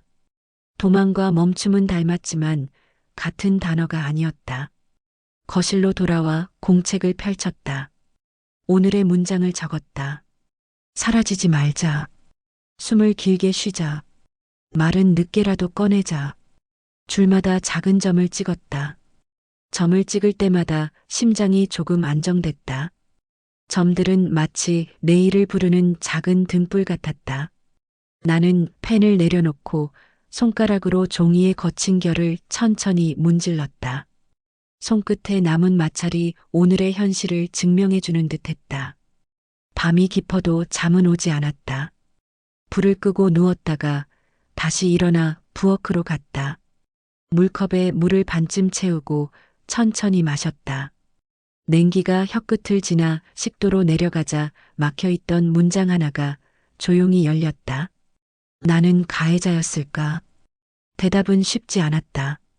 다만 분명한 것은 내가 이제라도 바꿀 수 있는 시간이 남아있다는 사실이었다. 바꾸는 일은 거창한 의식이 아니라 매일 밥의 양을 줄이고 부탁을 메모로 남기고 기다림을 예고하는 사소한 습관에서 시작된다. 창가에 서서 바깥을 보았다. 골목 가로등 둘이 서로의 빛을 조금씩 섞고 있었다. 빛은 겹치며 더 밝아졌다. 나는 휴대전화를 열어 아들에게 메시지를 썼다. 내일은 우리 셋이 같이 앉자. 해야 하는 일 말고 하고 싶은 마음부터 말하자. 보낼까 말까 한참 망설이다가 전송 버튼을 눌렀다. 전송음이 작게 울렸다.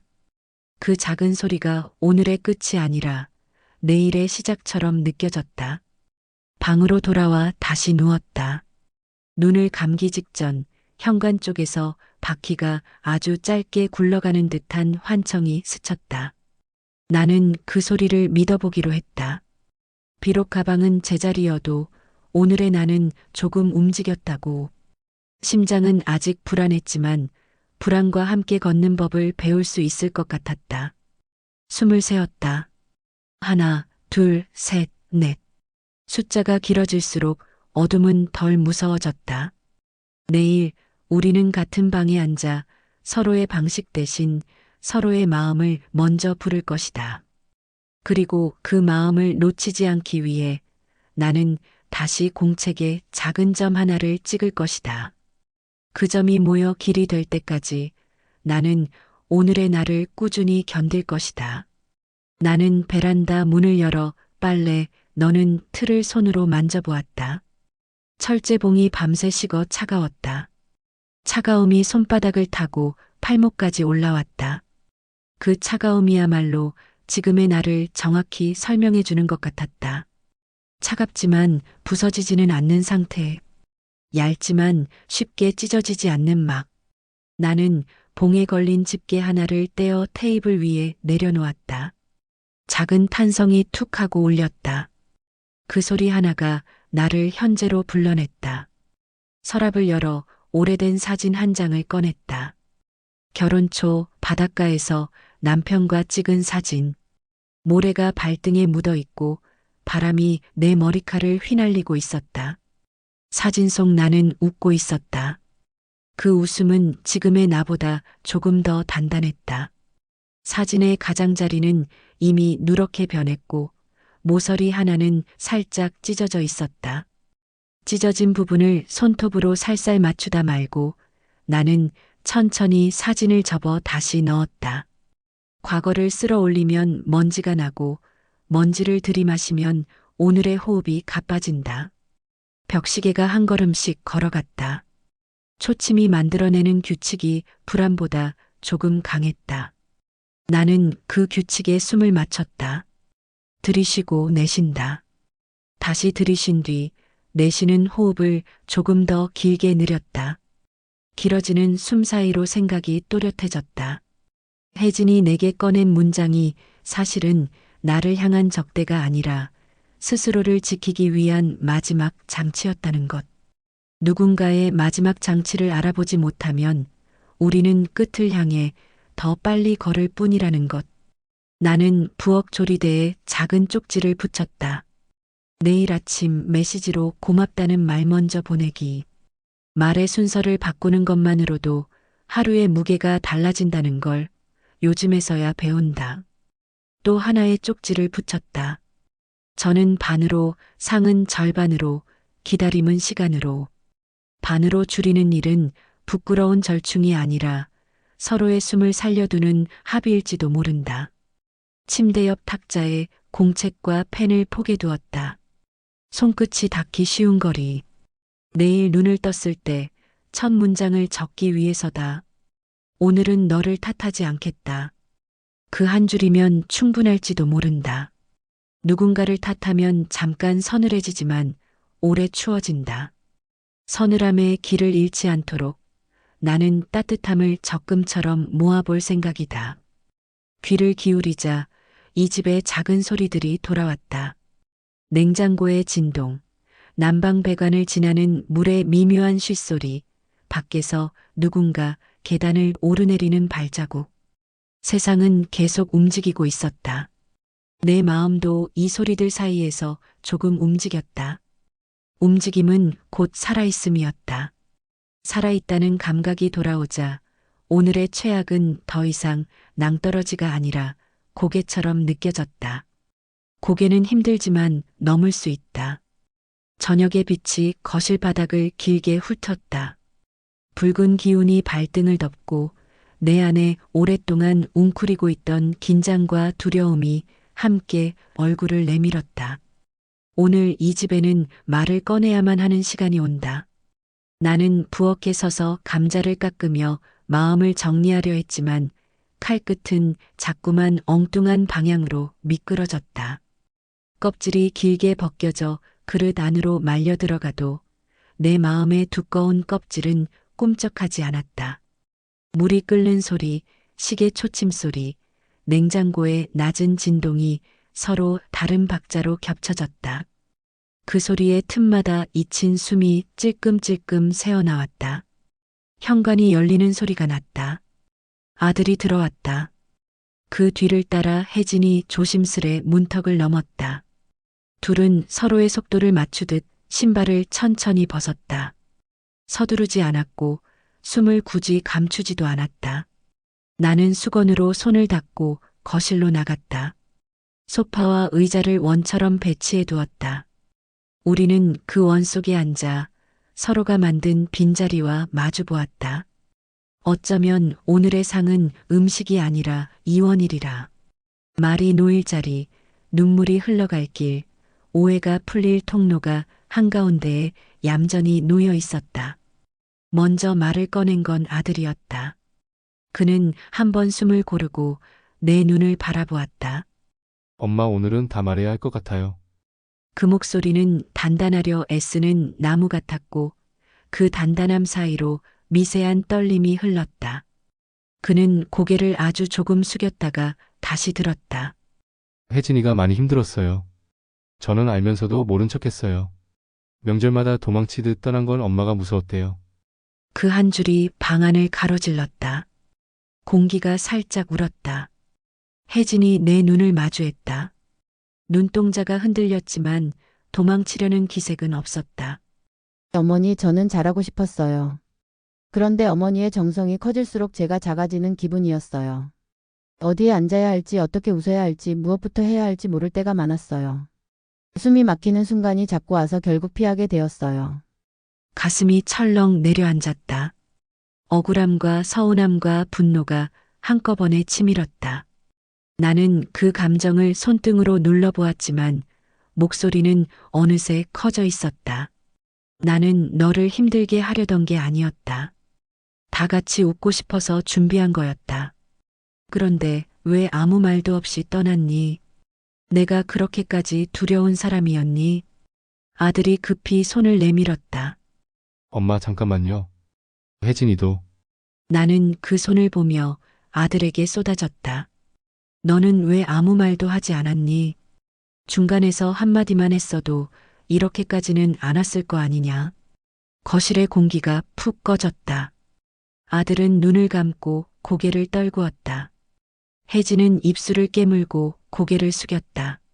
손수건이 그녀의 손에서 조금 구겨졌다. 구겨진 천의 자국이 내 마음에도 선명하게 찍혔다. 그 자국은 내가 모른 척해 온 시간의 윤곽 같았다. 나는 두 손으로 얼굴을 감쌌다. 뜨거운 숨이 손바닥에 닿았다. 손바닥이 금세 젖었다. 잠깐의 침묵이 흘렀다. 나는 손을 천천히 내리고 내 말의 속도를 낮췄다. 나는 인정받고 싶었어. 평생을 이 집에 걸고 살았는데 아무도 내 마음을 알아주지 않는 것만 같았어. 그래서 더 세게 붙잡았고 더 많이 만들었고 더 오래 서 있었어. 붙잡으면 잃지 않을 줄 알았지. 그런데 오히려 멀어졌구나. 말이 끝나자 방의 기압이 바뀌는 듯 했다. 혜진이 손수건을 내려놓고 내게로 몸을 기울였다. 어머니, 저는 어머니를 미워한 게 아니었어요. 다만 제 그릇이 작고 얕아서 금방 차올랐던 거예요. 방법을 몰랐고 말하는 법도 몰랐어요. 잘하려고만 하다가 제 모서리로 제 마음을 베었어요. 아들이 우리 둘의 사이에 손을 얹었다. 그의 손은 따뜻했고 그 온기가 바닥을 타고 퍼졌다. 이제는 서로의 방식이 아니라 서로의 마음부터 말합시다. 저는 오늘 들은 말을 잊지 않을게요. 그의 음성이 아주 작게 떨렸지만 그 떨림이 오히려 믿음을 만들었다. 나는 고개를 끄덕였다. 목 안쪽에서 오래 막혀있던 문이 삐걱 열리는 소리가 났다. 그 소리 사이로 작은 바람이 들어왔다. 울음은 아직 남아있었지만 이번 울음은 무너뜨리는 물이 아니라 적셔주는 물에 가까웠다. 그래. 오늘은 우리 셋이 해야 하는 말 대신 하고 싶은 마음부터 말하자. 서운하면 바로 말하고 힘들면 잠깐 쉬자. 나는 못하는 건 못한다고 말하겠다. 혜진이 빠르게 고개를 끄덕였다. 저도 숨이 막히면 바로 말할게요. 그리고 잘하려는 마음을 조금 내려놓아 볼게요. 나는 자리에서 일어나 부엌으로 갔다. 주전자에 김이 잦아들고 있었다. 불을 낮추고 찻잔을 3개 꺼냈다. 우리는 조용히 차를 나누어 마셨다. 따뜻한 잔이 손바닥을 눌렀다. 그 온기가 손목을 타고 팔꿈치까지 스며들었다.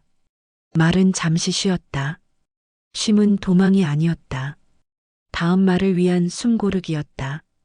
거실로 돌아와 나는 현관 옆 낡은 여행 가방을 끌어왔다. 가방의 손잡이는 오래 만져진 흔적처럼 반들거렸다. 나는 천천히 지퍼를 열었다. 오래된 냄새가 아주 약하게 퍼졌다. 가방 바닥에서 얇은 지도와 작은 노트를 꺼냈다. 다음 주 하루 가까운 바닷가에 다녀오자. 새벽에 떠나서 저녁에 돌아오자. 길에서 우리 방식의 목록을 더 써보자. 아들이 놀라 눈을 동그랗게 뜨더니 웃었다. 정말요? 제가 운전할게요. 혜진도 웃었다. 돌아오는 길에 노래는 제가 고를게요. 그리고 중간에 쉬는 곳도 제가 알아볼게요. 웃음이 거실의 천장까지 가볍게 올라갔다. 그 웃음은 화해의 깃발이 아니었고 승리의 나팔도 아니었다. 단지 다음 걸음을 내딛기 위한 보폭 맞추기였다. 우리는 다시 원처럼 앉았다. 아들이 내 손과 혜진의 손을 가만히 포개었다. 겹쳐진 손바닥 사이로 미지근한 온기가 오갔다. 나는 그 온기를 오래 기억하기로 했다. 온기는 말보다 오래 남는다. 밤이 가까워졌다. 헤어질 시간을 알리는 조용한 바람이 커튼을 흔들었다. 아들과 혜진은 현관에서 차분히 신발을 신었다. 나는 문턱에 서서 둘을 바라보았다. 말하고 싶은 문장들이 마음에 줄지어 섰지만 오늘은 짧게 고른 문장만 내보내기로 했다. 수고했다. 고맙다. 내일 다시 이야기하자. 아들이 고개를 끄덕였다. 엄마 사랑합니다.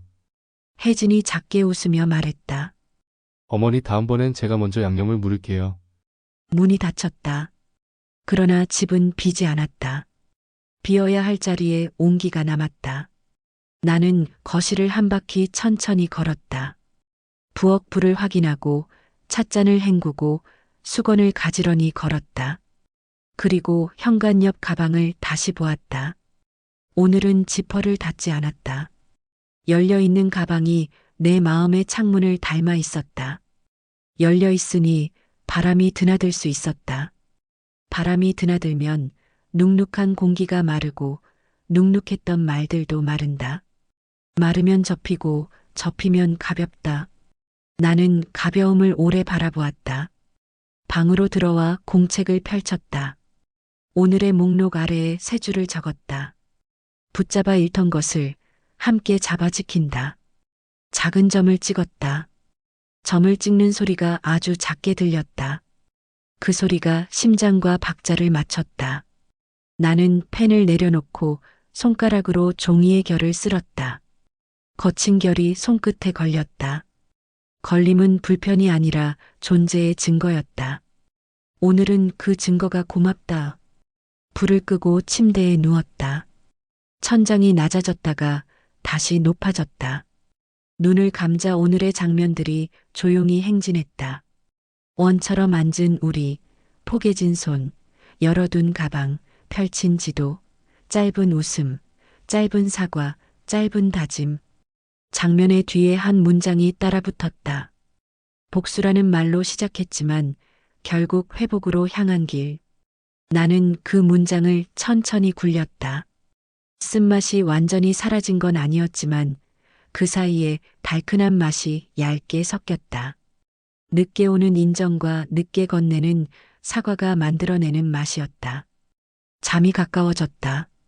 나는 마지막으로 속삭였다. 괜찮다. 오늘은 여기까지. 그 말은 내 귀에서 한 번 더 반사되어 돌아왔다. 돌아온 말이 이불 속으로 스며들었다. 내일 아침 창문을 열고 이 공기를 다시 마실 것이다. 그리고 우리 셋은 지도 한 장을 접어 가방에 넣고 문을 열고 나갈 것이다. 문손잡이는 이미 내 손에 익었다.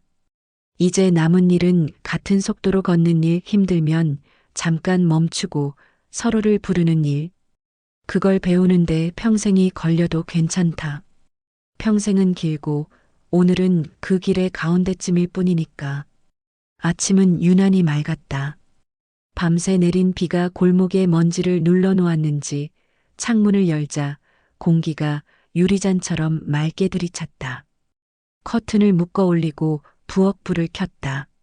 주전자에서 가느다란 김이 오르고 은색 냄비벽에 비친 내 얼굴이 아주 조금 또렷해 보였다. 어젯밤까지 가슴을 쥐어짜던 불안이 낯을 받고 조용한 긴장으로 앉아 있었다. 오늘은 우리가 새 순서를 읽는 날이었다. 해야 하는 것 대신 하고 싶은 것을 먼저 부르기로 한 날. 나는 조심스럽게 쌀을 씻었다. 물속에서 빙글빙글 도는 쌀알이 그릇의 옆구리를 두드릴 때마다 작은 맥박이 손목을 통해 전해졌다. 살아있다는 감각이 맑고 또렷했다. 식탁 위를 비웠다. 커다란 접시들, 쟁반, 양푼, 전을 부치던 무쇠패는 모두 수납장 안으로 물러나게 했다. 대신 작은 냄비 하나, 국자 하나, 접시 서너 장을 꺼내었다. 눈으로 보면 텅 빈 것 같지만 마음으로 보면 필요한 만큼만 남긴 상차림이었다. 덜하되 같이 한다. 어젯밤 공책에 적어둔 문장이 식탁 위에서 조용히 숨 쉬는 듯 했다. 문자가 왔다. 엄마, 곧 도착해요. 어머니, 오늘은 제가 먼저 만두 빚을게요. 짧은 문장들이 화면에 떠오르고 사라졌다. 나는 휴대전화를 식탁 모서리에 내려놓고 현관 옆에 낡은 여행 가방을 바라보았다. 손잡이는 밤새 더 반질거렸다. 문득 오늘은 이 가방을 열어도 좋겠다는 생각이 들었다. 떠나기 위한 가방이 아니라 우리 방식의 새 종이를 꺼내기 위한 서랍처럼. 나는 지퍼를 절반쯤 열었다. 오래된 첫 냄새가 가볍게 퍼졌다. 그 냄새 속에 내가 미루어둔 마음들이 한 움큼 잠들어 있었다. 그래, 오늘은 꺼내보자. 속으로 중얼거리자 손끝에서 힘이 조금 빠졌다. 초인종이 울렸다. 문을 열자 아들이 서 있었고 그 옆에 혜진이 서 있었다. 둘의 표정에는 조심스러움과 결심이 함께 있었다. 신발을 벗는 움직임부터가 어제와 달랐다. 서두르지 않았고 서로를 기다려 주었다. 우리는 거실의 원형으로 앉았다. 소파와 의자 사이 동그랗게 생긴 빈 공간이 오늘의 상이었다. 먼저 내가 말문을 열었다. 오늘은 목록부터 만들자. 우리가 하고 싶은 것을 먼저. 아들이 고개를 끄덕였다. 엄마가 제일 먼저 적어봐요. 나는 공책을 펼치고 펜을 들었다. 하나, 저는 두 가지만. 둘, 국은 하나. 셋, 상을 반으로. 혜진이 조심스럽게 덧붙였다. 넷, 전날에는 제가 와서 만두와 나물을 맡을게요. 다섯, 중간중간 쉬는 시간 하나씩. 우리는 번갈아가며 문장을 늘렸다. 남기대 덜하기, 서운하면 바로 말하기, 맡은 일은 미리 적어두기. 적어 내려갈수록 종이는 가벼워지고 마음은 단단해졌다. 공책 위에 새로 쌓인 글자들이 오래된 오해의 먼지를 하나씩 털어냈다. 말은 경계가 아니라 다리가 될 수도 있다는 걸 오늘의 잉크가 보여주고 있었다. 부엌으로 옮겨 서서히 손을 움직였다. 나는 육수를 막고 혜진은 만두소를 묻히고 아들은 그릇을 씻고 물기를 닦았다. 그릇의 표면이 마를 때마다 작은 빗점이 생겼다. 그 빗점이 부엌 여기저기에 옮겨 붙었다.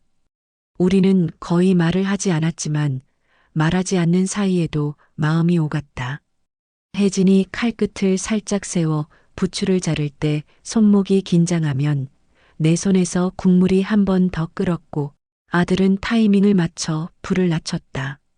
흐르는 물처럼 자리가 바뀌고 역할이 섞이고 숨이 맞았다.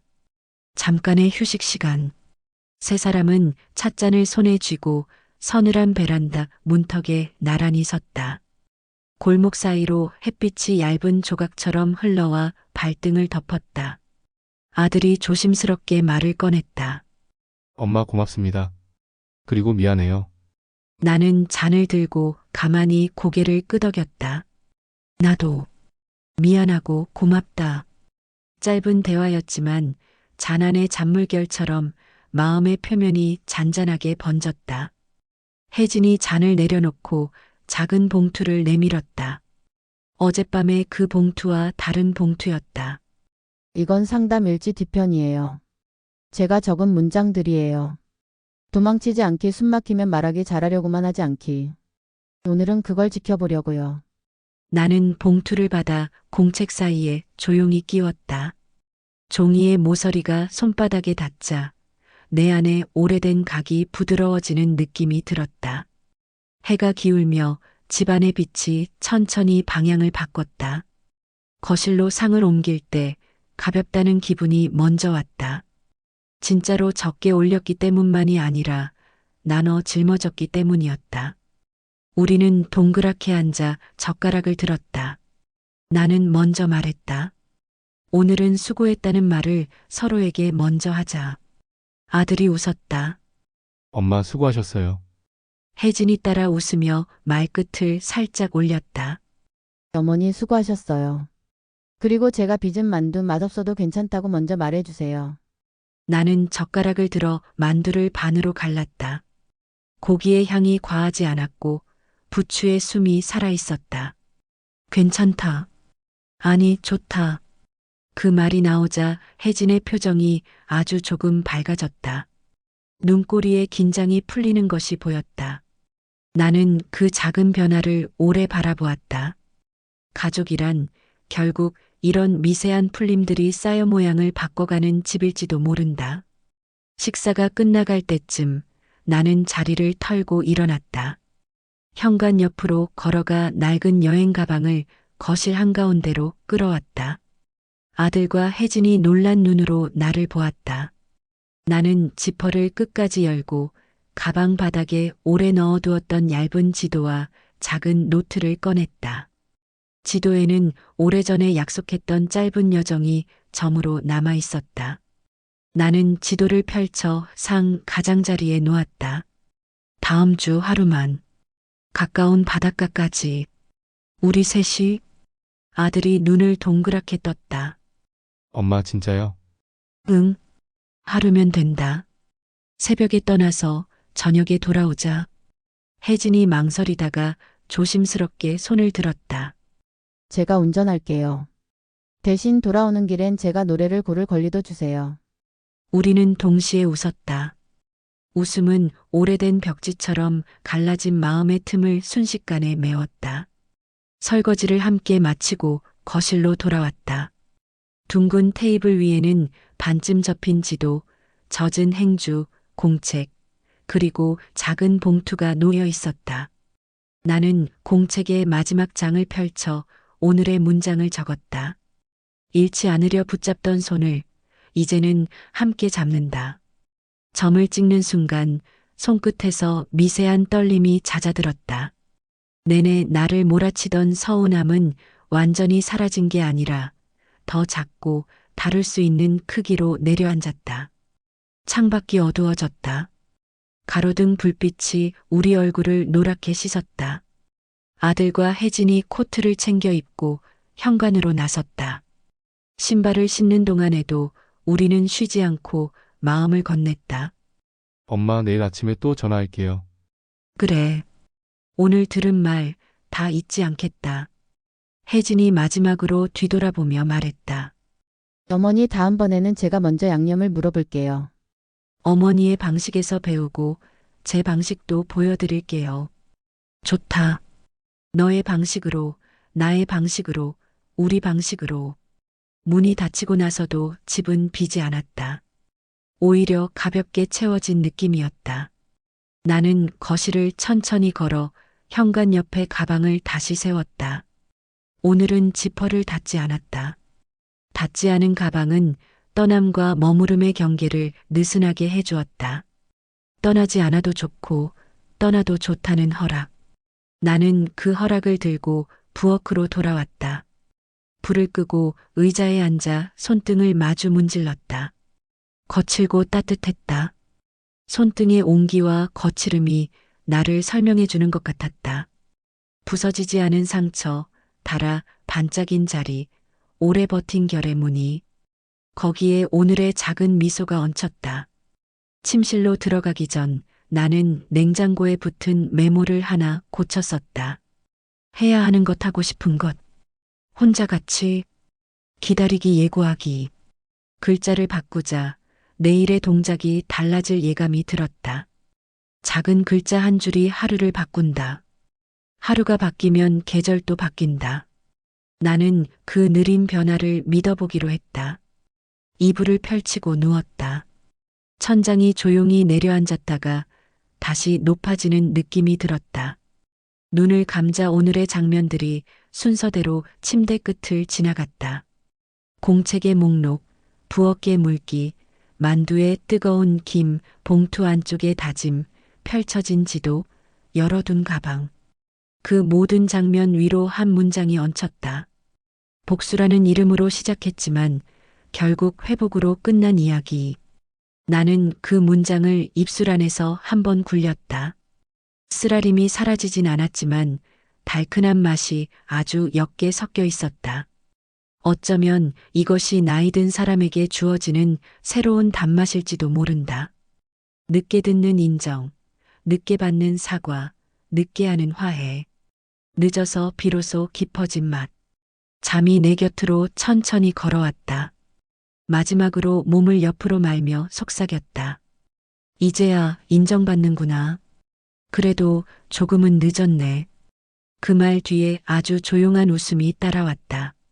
늦었음의 아쉬움과 이제야의 안도, 그리고 새로 시작해야 한다는 가벼운 두려움이 한데에 묶여 작은 매듭이 되었다. 매듭은 삐뚤어도 예뻤다. 나는 매듭을 품에 안고 눈을 감았다.